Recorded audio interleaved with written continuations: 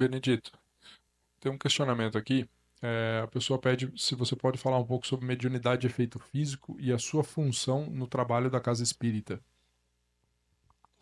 Bom, primeiro, a mediunidade de efeito físico, essa mediunidade de efeito física que vocês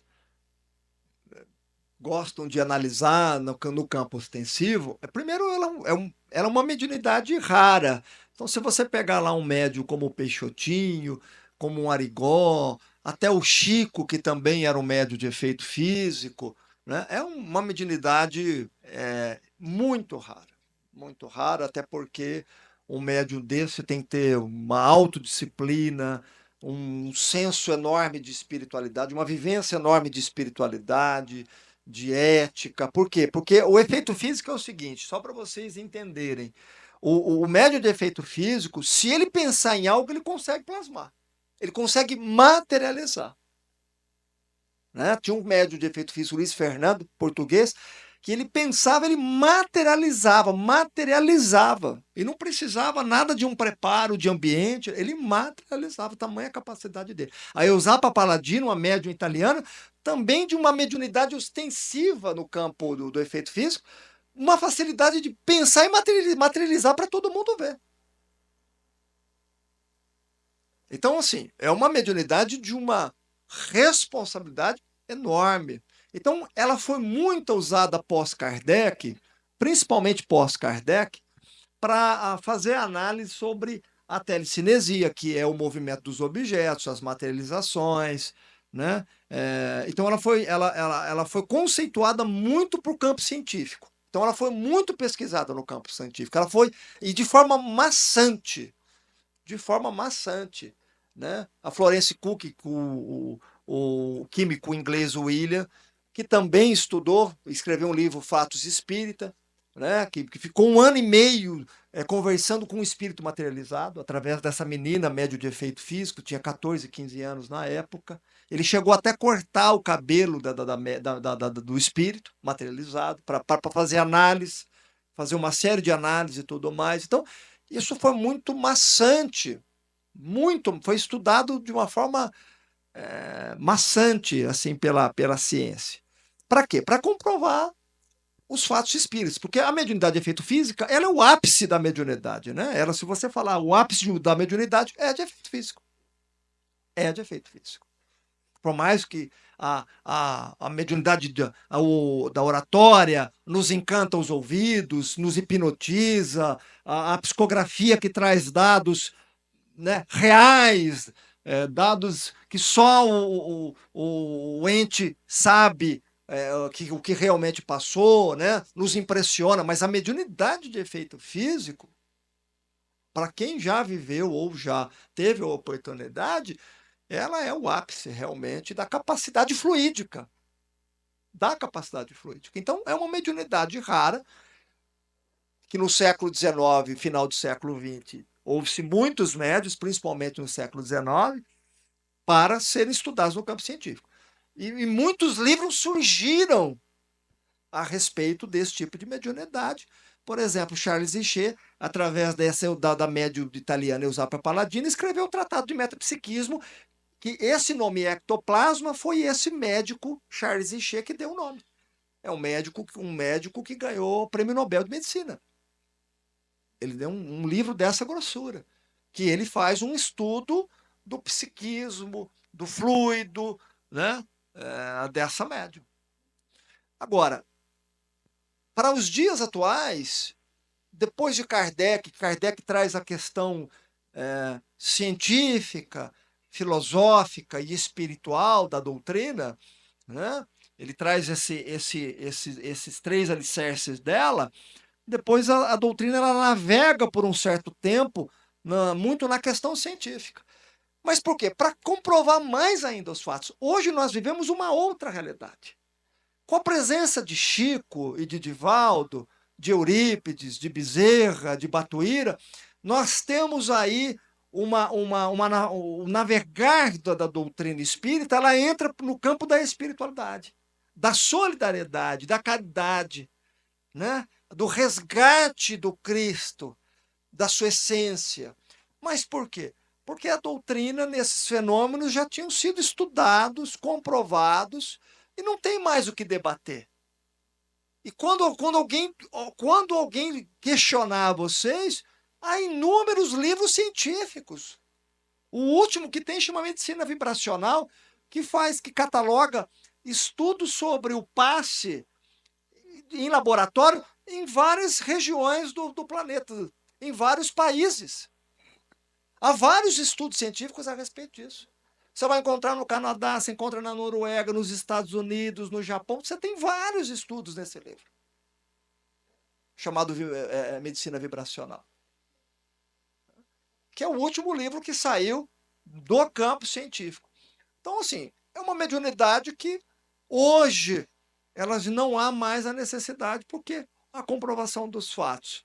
E uma outra coisa, para se haver a cura, não há necessidade de se haver um médium de grande, ostensivo, de grande fluido.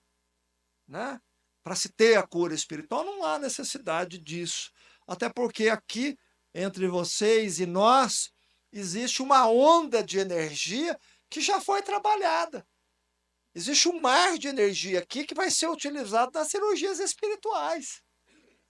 Então, nós não temos a necessidade de você ter um Arigó hoje, né? Que também entrou, foi o último que entrou no campo científico, de estudo científico. O Arigó foi o último dos médios que entrou no campo científico, pela NASA. Hoje já não tem mais essa necessidade. Por quê? Porque o que nós devemos priorizar e que a doutrina sempre priorizou é o processo educativo. É o processo do despertar de consciência, da nossa espiritualização, da nossa reforma, da nossa transformação. Essa é a base mestra, a pilastra mestra da doutrina espírita, é a pedra angular. A pedra angular do Cristo é isso. Né? A doutrina ela resgata essa pilastra de Jesus, que era a preocupação do desenvolvimento do amor das pessoas. Que as pessoas se amem, porque o amor é o maior fenômeno espiritual que pode ser realizado. E Jesus deixou claro isso. Por mais maravilhas que ele tenha criado por fenômenos espirituais dele próprio, né? Como a questão da levitação sobre a água, a multiplicação dos pães, a materialização de Moisés e Elias no Monte Tabor. Por mais que você vê circunstâncias fantásticas de fenômenos espirituais realizadas por Jesus, curas de cicatrização instantânea, de regeneração celular instantânea, atuando na mitocôndria de cada célula do corpo doente daquele indivíduo, tendo a regeneração celular. Não é? Mas de todos os fenômenos que ele realizou, e o que mais marcou a humanidade foi o amor. A gente pode estudar a Gênesis, né? Os milagres e as predições de Jesus lá, e você pode se encantar com aquilo, e você vai compreender todo o magnetismo dele. Mas isso ainda não é tão forte e não reluz tanto quanto o amor que ele deixou à humanidade. Que é um fenômeno. É o fenômeno que nós temos que viver hoje diante da polaridade que vive o mundo, como disse o nosso irmão Ed. Para dissolver a polaridade, só tem que ter amor, porque o amor tolera. O amor nos ensina a dar outra face. O amor faz com que a gente combata o mal com o bem. O amor é flexível, o amor nos dá a capacidade e a força de superação das dificuldades.